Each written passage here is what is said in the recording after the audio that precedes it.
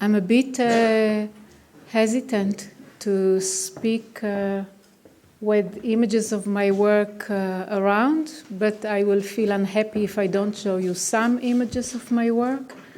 So I show some of them, but I will start to speak after that. So this is an oil painting, a work that was done from 2003 to 2010. A very, very long work. I work in series, and they are very long, and they are in parallel. So it leaves me a lot of time to think, because oil painting is a very long process, and when you sit 6 hours or 8 hours a day, and then you think also in parallel without much control over it, and some ideas arrive. This is also a recent work. Recent, I mean 2010 or 2009, finished at that period. Yeah, this is a detail from a work. Now you see them here, enormous, but they are just this size, more or less, or that size. So it's interesting to look at them at this size. We can see if there is a problem anywhere. You cannot see in the real eye. But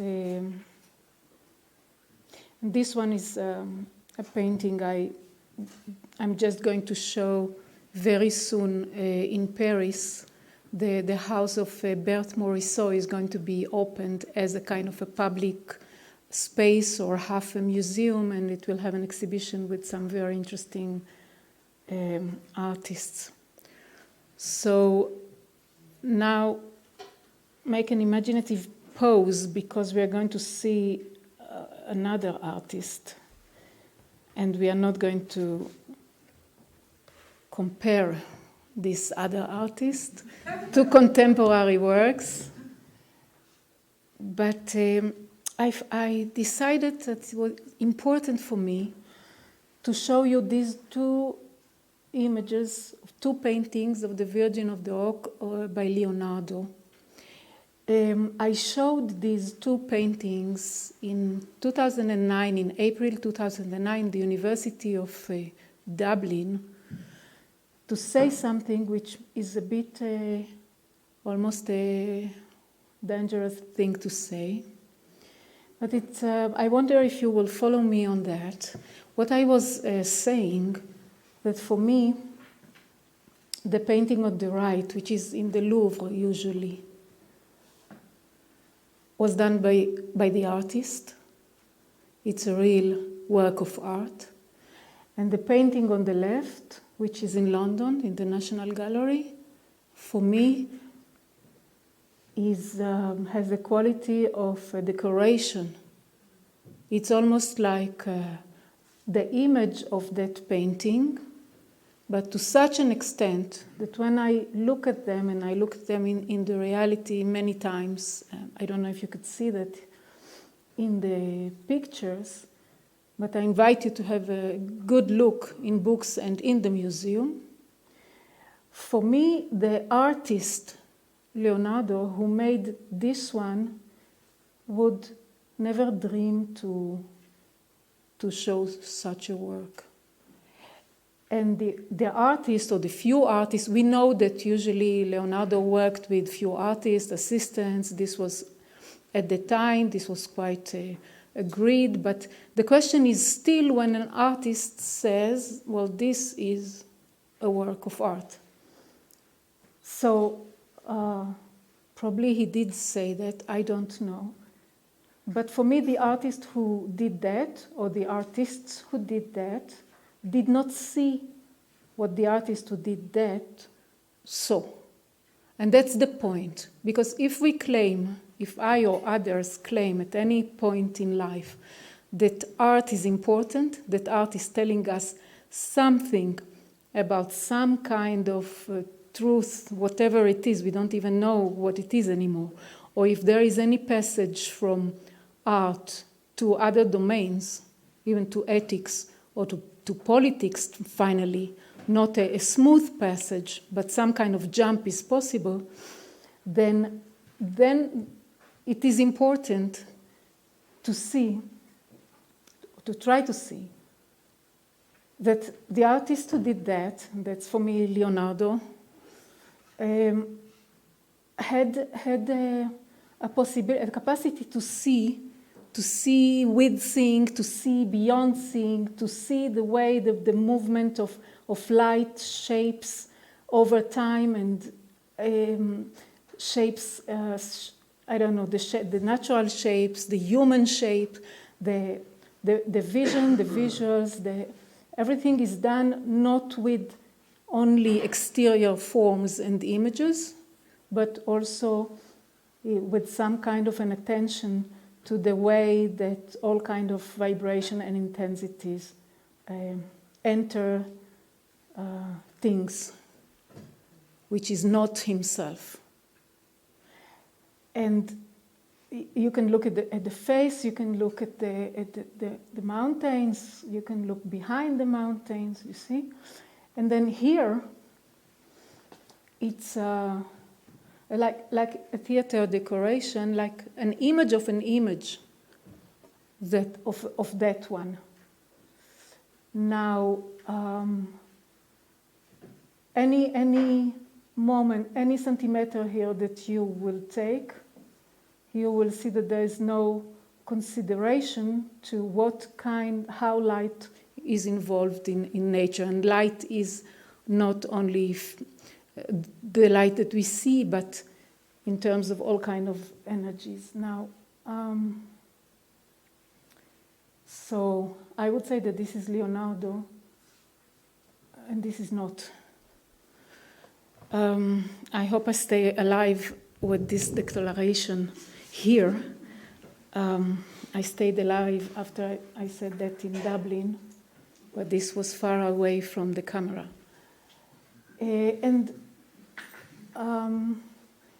I could give the whole lecture tonight on that one, but how do we stop this thing? Don't know.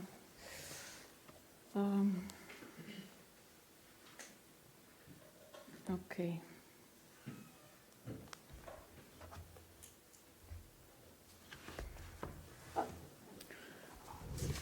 I'm going to begin with saying few things that arise directly from my feeling and experience as artist, and I will then move and sketch some ideas about psychoanalysis and the matrixial subjectivity and maternal subjectivity.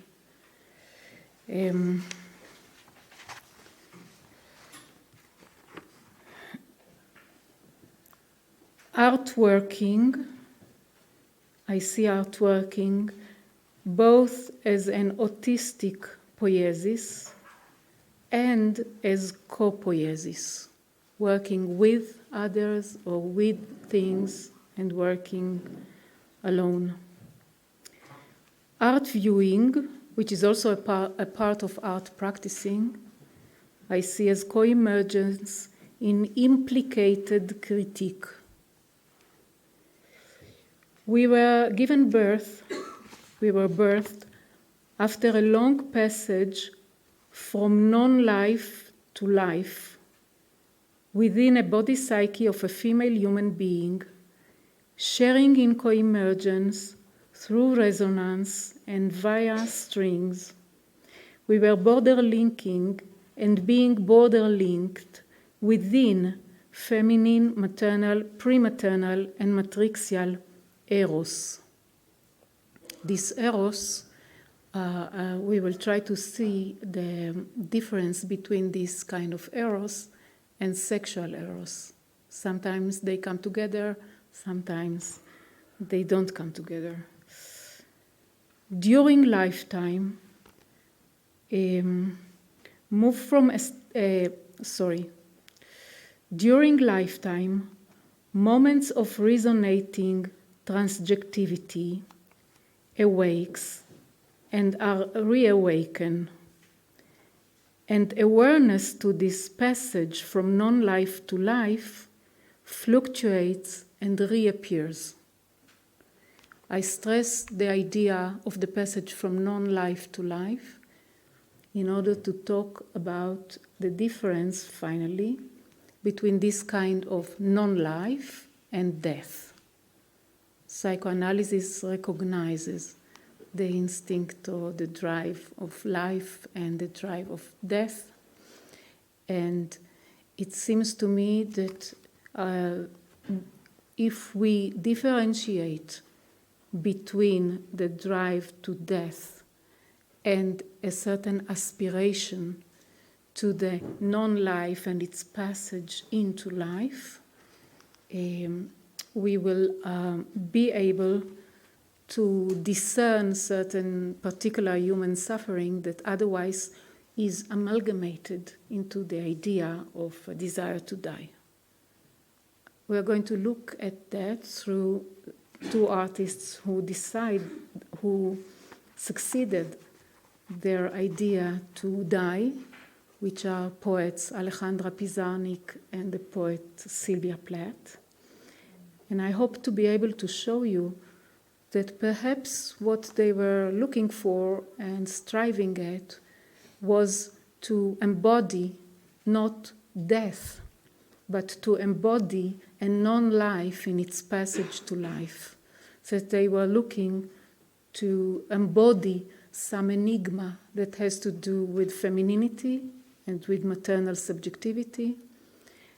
I could show that through the poems, through ideas that they say in the poems, in the diaries, but finally this difference between non-life and death was not made, was not articulated symbolically. So I underline this passage from non-life to life.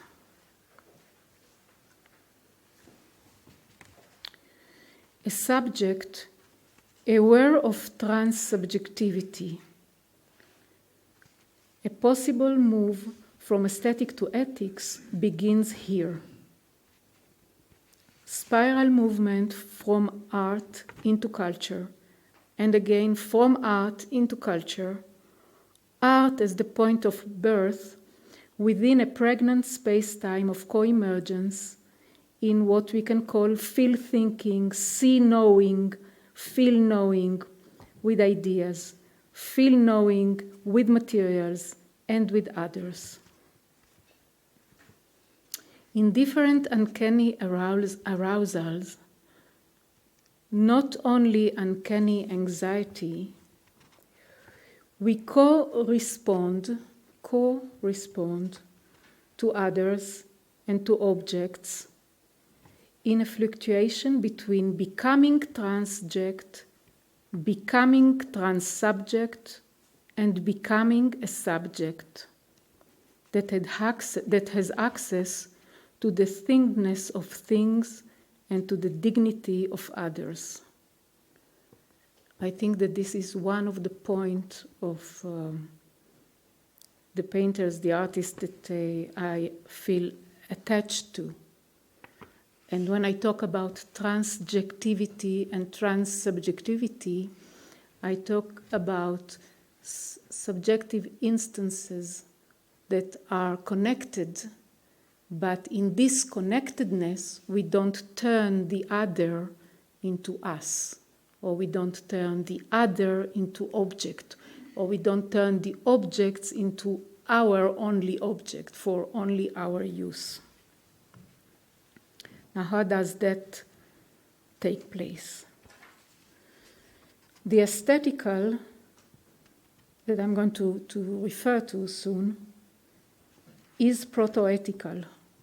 It signals directions that can be taken. It can move to the ethical.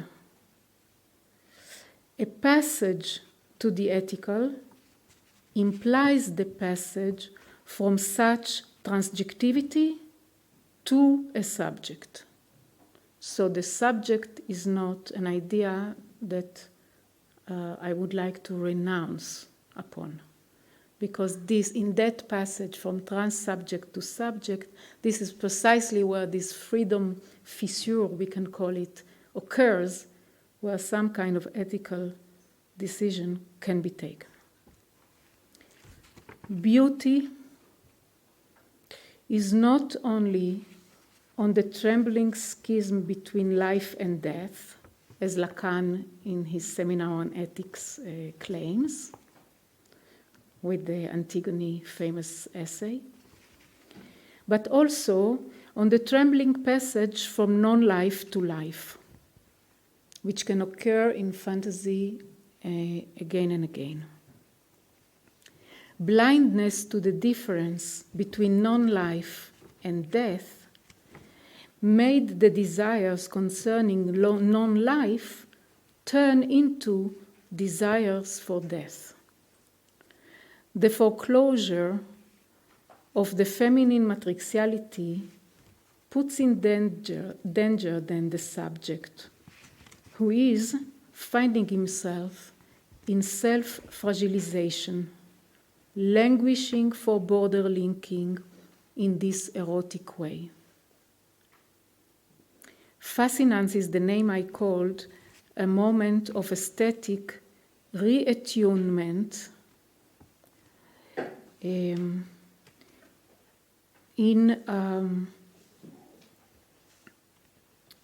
let's talk about this reattunement a moment.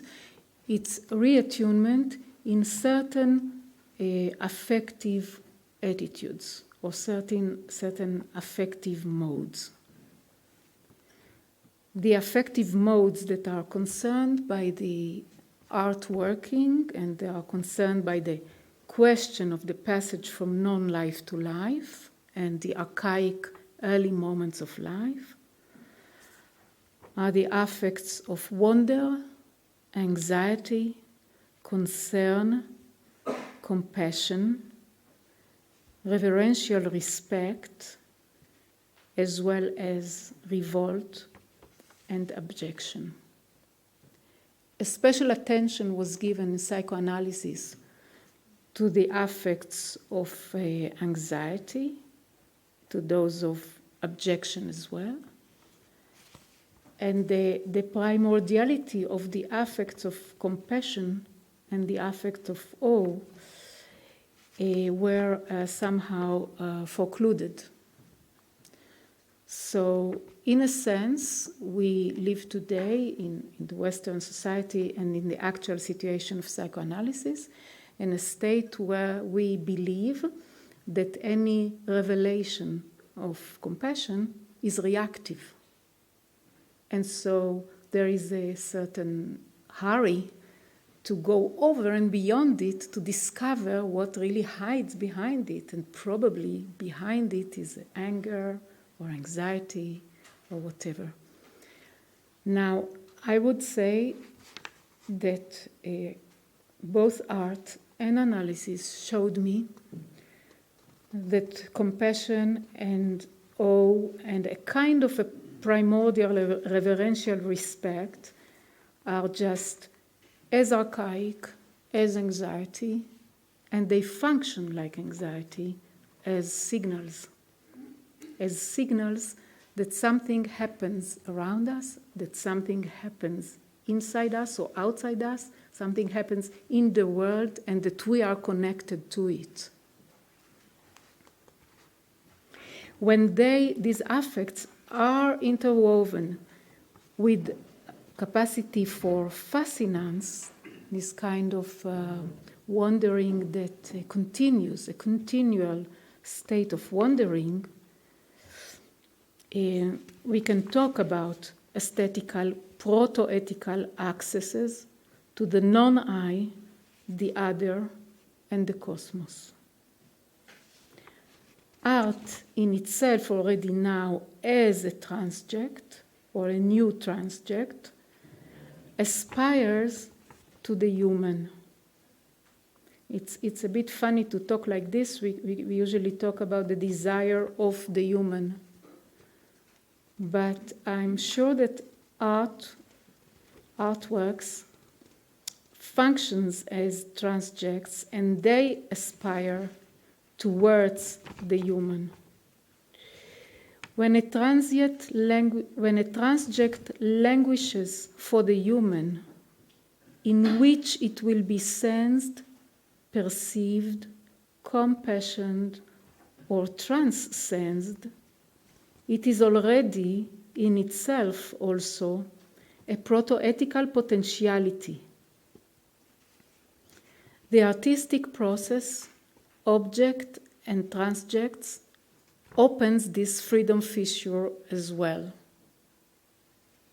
So I really trust even that maybe art or the artistic production and processes are somehow signs and guardians of what can be valued or placed as human. That the only sense of art is a sense for the human. Otherwise, we are in a world which doesn't need the human.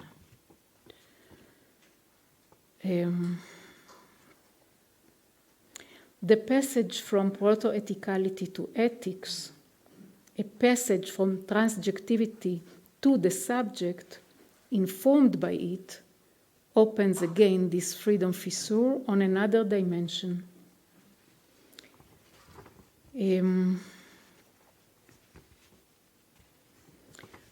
I think that I hope today to talk about the difference between the feminine matrixial and maternal eros and sexual eros, which is both of them are expressed many times together, but many times also not together.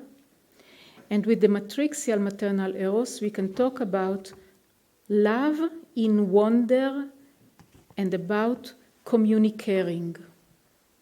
I emphasize, of course, not the love, but the wonder and the communicating in that capacity for love. In that sense, the painting loves. It loves as it critiques. This love is a respectful trust that whatever we are attuned to in self-fragilization deserves our concern, through which resistance and rebellion are possible too. So the question is how we are going to learn or to inhabit the space long enough to realize that there is no contradiction between self-fragilization and resistance and rebellion, another subject that we will have to develop. In and by self-fragilization, the I, self, meets the vulnerability of the non-I and remains connected to the awful and the beautiful in compassion and in implicated critique. Resistance and rebellion in the matrixial border space are a particular autistic contracting solitude during the creation of an awareness to the real of the strings that transconnects us, to their traces and to the symbolic threads that they leave. I transconnect, I am alone, I know in my known I feel things in me. Elsa Lasker Schiller, the poet, wrote this beautiful sentence: "There is a yearning beating in the world, by which we must die." So to this, I believe that I'd like to add, with the idea of this non-life, which is different than death, that maybe in another, if we had another language, she could also say that there is a silent trembling in the world by which we must live. yearning and trembling strings in the human that art awakens. There are kinds of beauty and kinds of truth for which the human being is not necessary. The thingness of things and the dignity of others and even of the self might or might not be reached in any case. So where the human being is necessary for beauty to become and for some truth to pulsate and impulsate, that's where art begins, too. Art works and passes not only through affected sensuosity and sensuality, but also through the affected trans-sensual and trans-sensuous. Our possible future depends on that, on the passage from such awarenesses to such affective accesses via the proto-ethical, the aesthetics, to the ethics. There is a transformation in this passage. We are not going to amalgamate the aesthetics, the proto-ethical, and the ethical. There is a work to be done to make that passage. When the art-working works, the sublime meets an affective awe, and beauty meets compassion and concern. I know that for some of you, for some of us, for some of my friends, to use sublimity and beauty is pure provocation.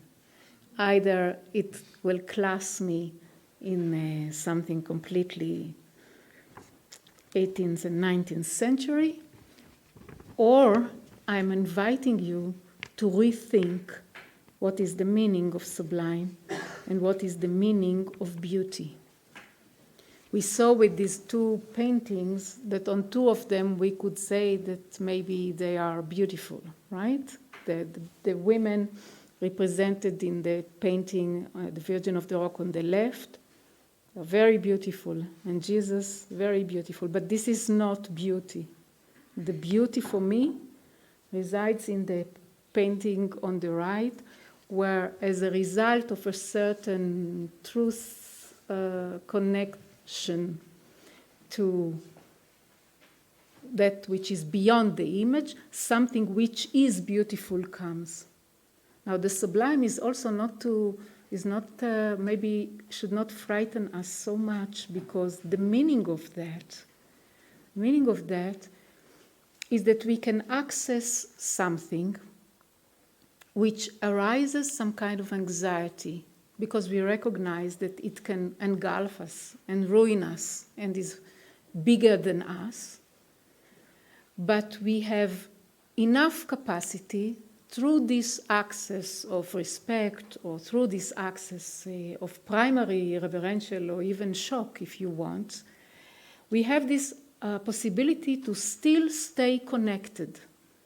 So here we are in connection with something which is, we humbly recognize, is bigger than us and can even destroy us. But we stay in connection, and as we stay, we start to receive information and knowledge, and we start to realize what is the meaning of these forces that are not us. So to say the sublime and to say in what way we can access that is not at all to be classed in the department of what we cannot think about. And equally, beauty, even though it had been used as a marchandise, even though it is used for all kinds of purposes, to manipulate us and to sell us Coca-Cola and to sell us to consume more, and so on and so on, and there are all kinds of secrets of aesthetics that have been assessed and immediately put into the beauty that I refer to. It cannot be disconnected from an access of concern that it demands and that he was invested in it, and that is now appealing to us. So it's another idea of beauty which is in the making, either of arts or of gestures between human, that I'm addressing. The artworking, under this term, is participating, co-emerging with, and created with and in and by that yearning beating and that silent trembling of actual and virtual reals. The human psyche sees without seeing. I think that that this is completely clear with the painting of Leonardo. It's not sees without seeing. It is sees in another way, in a supplementary way to seeing. Perceives beyond the senses, resonates in resonating strings, in what we can call this light. Few places in distance join the same moment in time, and few times join in space. I think that even though for me it's easier to see that in plastic art and in painting, for some of you maybe music or video or art that plays in time in a more the art that plays in time can show these qualities more clearly. Transcending beyond the senses manifests itself in pulsating line strings and stained dust clouds by which we are traversed. I feel know and I know sense beyond sensing if and when I fragilize myself. The vulnerability of the non-I and the dignity of the other and the thinkness of the cosmos are then accessed. So self-fragilization, here we have a capacity, a human capacity that cannot be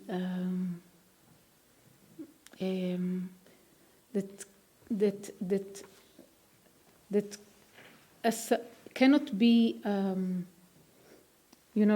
it has to happen so that you can go through these affects that we're talking about. And if it doesn't happen, it doesn't happen. We can listen to a music and not be affected at all. We can look at a painting and not be touched at all. And of course, we can then criticize it, but we will not be in what I call implicated criticality, which is much more interested, that I'm implicated in, and I then see also what is missing, what is rebelling, what is resisting, where does it take me, and I become aware of it. Self-fragilization in by wonder and concern, and in that which correspond to the sublimity, and compassion that correspond to that kind of beauty, is our human part in allowing beauty and sublimity to inform us about the fragility of the world and the strength of the world and the power of the world that is fit for the human. Erotic border linking transforms the strings and the clouds, and you can translate this into language by entering the zone and realize its voices. Composing, and encompassing in or beyond performing the art, even alone, in that case, you are transconnected beyond relationality. Beyond relationality is an important addition here, because we talk a lot about the intersubjectivity in terms of relations and relationality and object relations. And I would like to talk about a transconnectivity that is related to the fact that we are born in the human womb, a capacity for transconnectivity, which transpasses and goes beyond interrelation, beyond our intention, and surely beyond intersubjectivity and reactivity and so on. So, with this in mind, I move to thoughts that evolved both in my practice as artist and in my practice as psychoanalyst, and that find a language in psychoanalysis, of course. There is an essay that I wrote and from which I just want to start and give you outlines. It's on the internet. It's called Mother, M and the big O, M, big O, Mother Respect, re-looked at, Maternal Subjectivity, the Ready-Made Mother Monster, and the Ethics of Respecting. That's a certain ethics that psychoanalysis forgot and that I hope to introduce into psychoanalysis. And in that essay, I talk about the fact that, first of all, in our life, we cannot only talk about subjects or the development of subjects or even of intersubjectivity, because we are transconnected to maternal subjectivity right from the start. This is where our own passage from non-life into life took place. It took place, if we are alive and survived, then we all went through a long séjour in the maternal womb, and we have all been attuned, reattuned, transformed, transforming, vibrating, connecting, transconnecting, and transsubjectively connected to a female, adult female subject. Femaleness is here emphasized, not masculinity or femininity, right? So maternal subjectivity, in that sense, has always been a carrier and carrying the charge of specific modalities of encounter eventing.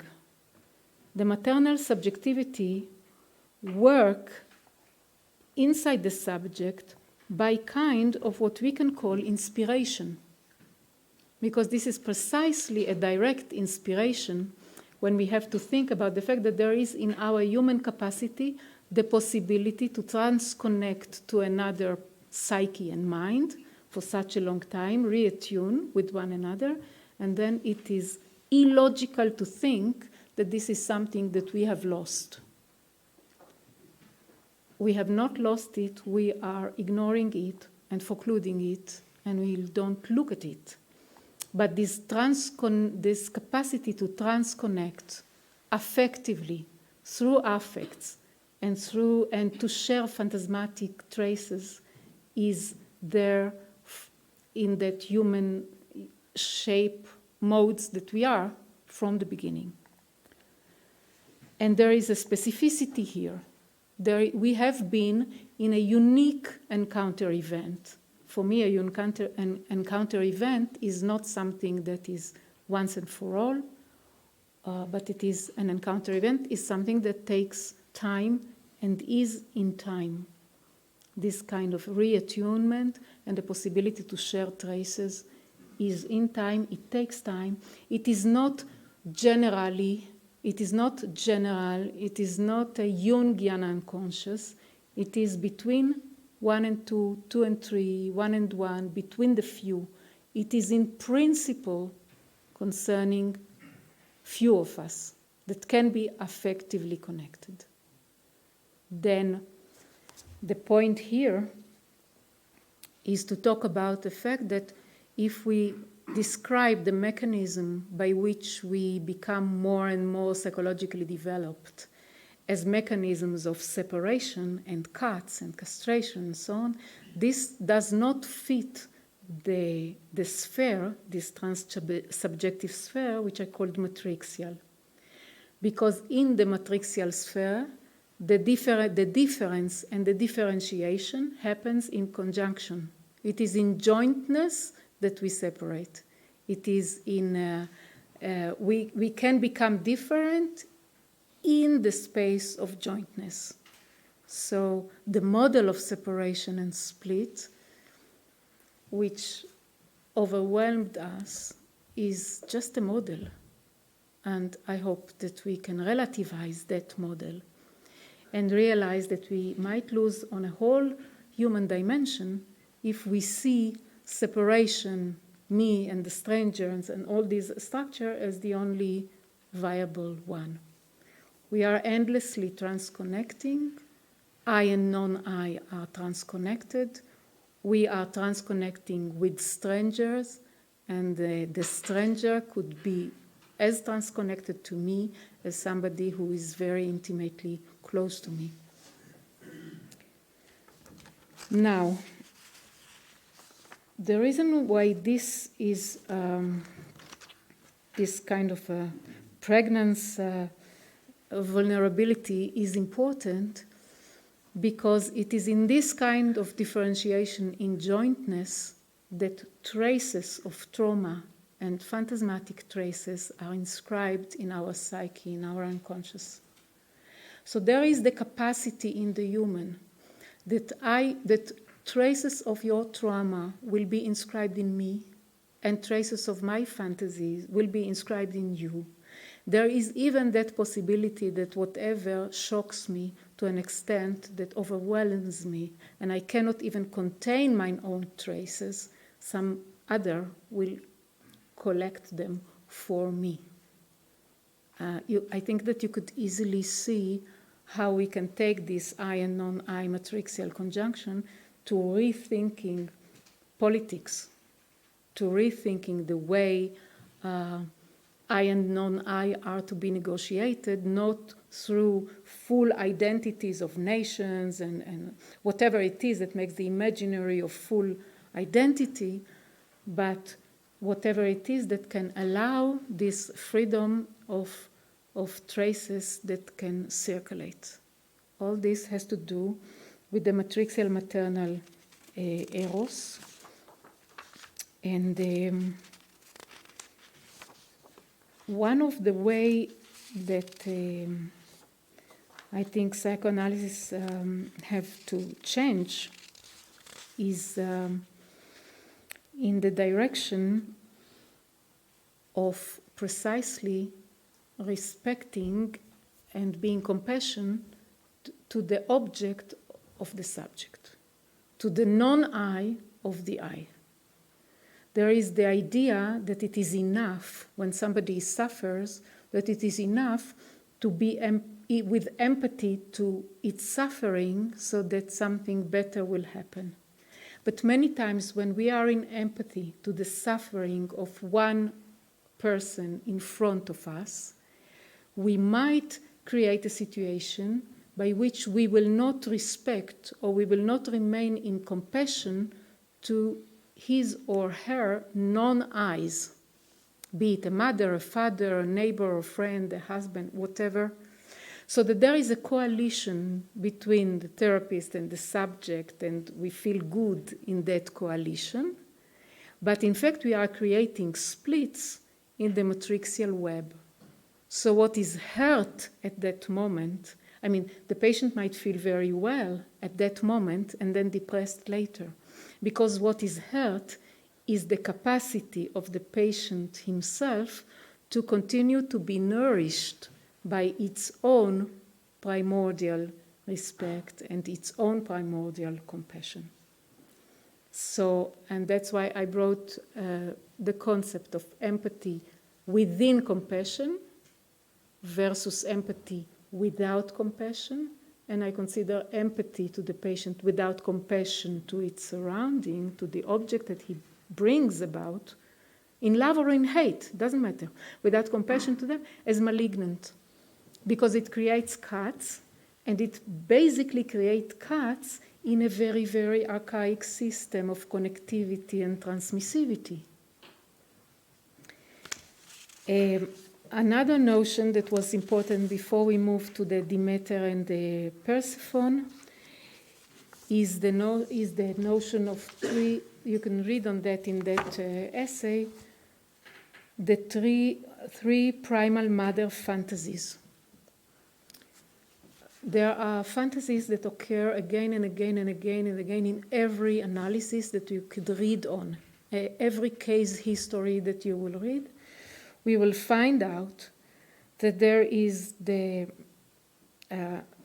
idea of the mother or father, usually the mother, devouring me, eating me, too much for me, or abandoning me, deserted me when I needed her, or in more simplicity, the not enoughness of the mother. Somebody else was always a better mother to a better child, and mine was not enough. I'm not saying not good enough. This will be Winnicott. I'm saying not enough. Now, when these ideas come in analysis or in therapy, they immediately make appeal to the empathy of the therapist. Poor me, he says, your mother who abandoned you, your mother who devoured you. In any case, you didn't have childhood, and this is not really good enough, etc., etc. Well, all of that, I think it is extremely important that we realize that these are primary mother fantasies. They are necessary for existence. From the moment we exist, we have these anxieties of the world not being enough, not exactly what we need, of whoever it is, usually the mother, devouring us, impinging on us, or whoever it is, usually the mother, not there when we need her. She just went out. She's all there. We need the primal fantasies of abandonment and of devouring and of not enoughness. We need to be able to play with them. If we have empathy to those as if they have been reality, we kill the capacity to play with them. So the patient cannot anymore say, oh, she was terrible and horrible, because we already fixed it as if it was reality. Now, I'm not saying that this does not happen. Therapists should be able to discern when indeed there was an abandonment. When there was a catastrophe. The catastrophe expresses itself precisely by the fact that the playing with these fantasies is not possible anymore. Then we know that there had been a catastrophe. But as long as there is enough aggressivity, enough joy to play with all these fantasies, they should be recognized as primal fantasies in the same way that other primal fantasies are recognized in psychoanalysis for the sake usually of paternal and paternal and phallic sexuality. They save the paternal figure, and they somehow split the maternal figure. Now, the tragedy of that plays over time. Remember, I told you that in music we see time better but maybe in talking we can also realize. The tragedy of that is a tragedy over time. Because the son or the daughter, which we all are, who come to the conclusion with the aid of the therapist that the mother was abandoning or devouring or not enough, etc., and through empathy without compassion, some kind of hate was fixated to that. This is only a matter of time that this same person will not be able to deal with its own moments of abandoning, moments of devouring, as a parent. So the failure of this is for the past and for the future. In the past, we reorganize a mother and father that have never been in the service, usually in the service of a fantasy. As I said, sometimes there are traumas, then we treat them also. We reorganize the past, And then this past we are going to meet in the future, or we are going to be unable to meet in the future. And so in the expense, in the price of being momentarily relief, we become more depressed as time goes on, because nobody can reach that a level of being absolutely fit to nobody in that world. This is human condition. Abandonment is a human anxiety in the human, because we are born and the world is not exactly fit for us. So we must be free and able to play with these three mother fantasies as fantasies. I don't know if we have time. I will only take 5 minutes to announce what I wanted to talk about.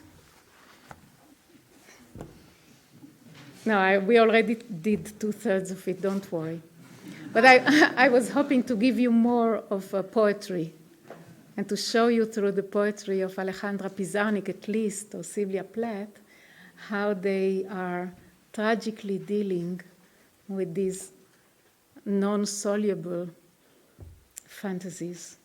And how, in Sylvia Plath's case, it's very interesting because she reports in her diaries the way that she asks, she says to the analyst, I want to know what is mother's love.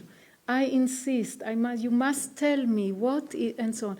And the more the analysis go, the more down she goes, because in the analysis, the part of her hate to the mother is taken with empathy, and the part of her love to the mother is ignored.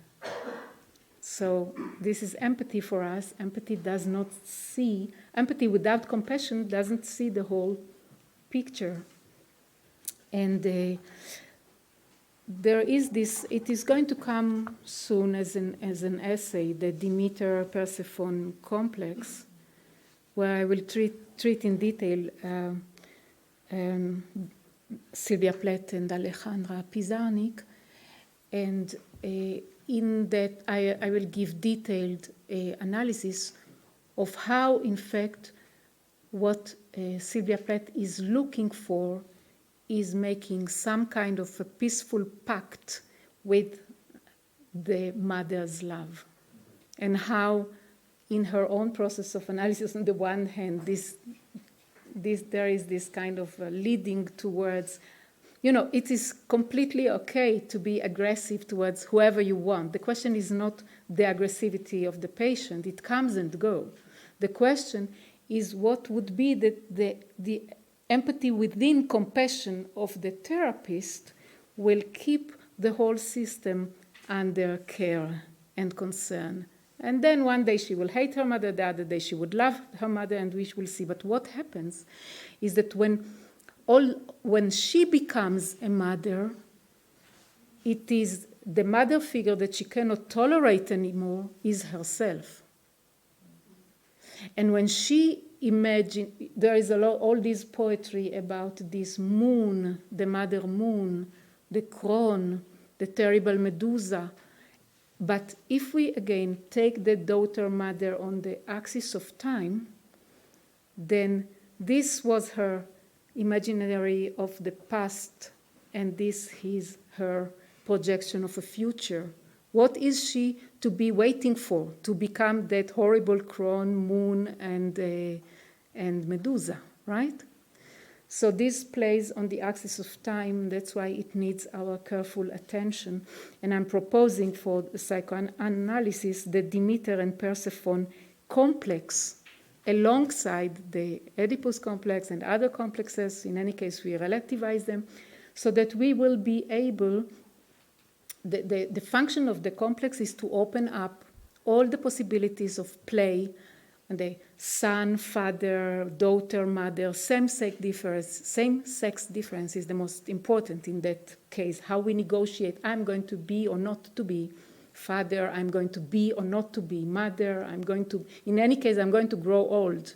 So I have to deal with that when I'm young and not think that all the old are, these stupid people, because then I will become one day these stupid people. I might prefer not to become that stupid person and so on. So, but in the poetry of both Sylvia Plath and Pizarnik, what we see is that there is that desire to approach the other side of the eye. Alejandra has this wonderful poem in which she says that a boat had shoved away from her with her on board. And she says all the time, I wish I could have the eyes, the understanding, the possibility to contact this eye that left me with me on board, this impossibility of the eye. So we see, I see at least, that this quest for the matrixial sphere, and we see as we read the poems that, well, many people interpret the suicide of Sylvia Plath in relation to her being deserted by her husband and so on. And I find in the poetry itself a lot of reference to this longing to get into that state of non-life out of which life will come. So the question is to be the subject before I am born, to be the pre-mother before the children have been there, and the play with these kind of passages which become a dead end and which become locked into death. But there's two worlds of imaginary, one of them death and one of them a passage to life. Okay. So with the Demeter and Persephone complex, we could negotiate through playing with the different positionings of mother and daughter and old woman, and in analogy, son, father, old man, and all these problems for which we would be able to allow that there will be a kind of a continuity, a kind of stream of knowledge navigating not only on one direction, but from all directions. Okay. We can stop here, or you can have a poem. A poem? I think we should stop here. We stop here or have a poem? Okay. So I hope these poems will speak for the matrixial. I'm reading to you some lines from Alejandra Pizarnik that there was sent to me, a translation to English that was sent to me by Joseph Mulligan and Patricia Rossi, who were very generous to send it to me, even though we are complete strangers. So she talks about ashes. Ashes, she says, are the mirror to the small dead girl. I wear ashes. I stick to silence. Let them say me. These threads, I take lines from different poems. These threads imprison the shadows and demand an answer for the silence. These threads unite the gaze and the sorrow. I miss distancing myself from the time when I was born. I miss not carrying out the newcomer role anymore. So she doesn't say, I miss being a newborn. She doesn't say, I desire to regress to the womb. She says, I miss this move of becoming, that nameless, eternal, spiral move of distancing the self from a self. A move which is not a cut, which is not castrating. And it is a move of being the newcomer again and again and again. So in the light of that, the aspiration to die looks like an aspiration to discover something about that moment where we have not been and we came. Okay? Here is another beautiful line. She says that she wants to explain with words from this world that a boat from me has shoved off with me on board. I'm going to end with one passage that Alejandra Pizarnik was writing, and it's called The Song of Death, or The Place of the Poetic Bodies. So again, for her, there is the place of death, and we could see that this is in fact the place of not being yet in the world. Listen to this. Being born, which is a lugubrious act, made me laugh. That's the beginning. But then, I've taken the plunge for me to dawn. For me to dawn, to the beginning. I've left my body along with the light, and I've sung the sadness of what's born. And in The Ways of the Mirror, she writes, cover the memory of your face with the mask of who you will be and spook the girl that you were. This is when the young woman that you are wears the mask of the woman mother monster or the old woman Medusa or crone that you imagine that your mother have been, and this will be you on a second time if you remain alive. Well, she did not remain alive. She committed suicide. And I think in both cases of Sylvia Plath and Alejandra Pizarnik, we can put the question of this painful passage from a young woman to an adult woman. In the case of Alejandra Pizarnik, she didn't have children. In the case of Sylvia Plath, she had 2 children. But still, that passage is the passage from younghood to personhood, womanhood, or manhood. If we look, we will see as well. And then there is another point in life which is interesting. And again, we can look through Virginia Woolf, who committed suicide at 57, and that will be from adulthood to old age. And I suggest to look at that under the matrixial prism. So here is the end, the Song of Death. My head suddenly seems to want to come out of my uterus, now as if the poetic corpses were to force, by interrupting reality, to force it to be born. And there is someone in my throat, someone who was gestating in solitude. And I, unfinished, eager to be born, open myself up, am opened up. It's going to come. I am going to come. The poetic corpses, the hair, the unfiltered one by the sun of the lugubrious morning, a scream, a call, a recall, a calling. Yes, I want to see the bottom of the river. This is one of the signs of her for death. I want to see if it opens up, if it erupts and blooms on the side of this, and it will come or it won't come, but I feel that it is forced, and perhaps, and maybe, it is just death. Death is a word, The world is a thing.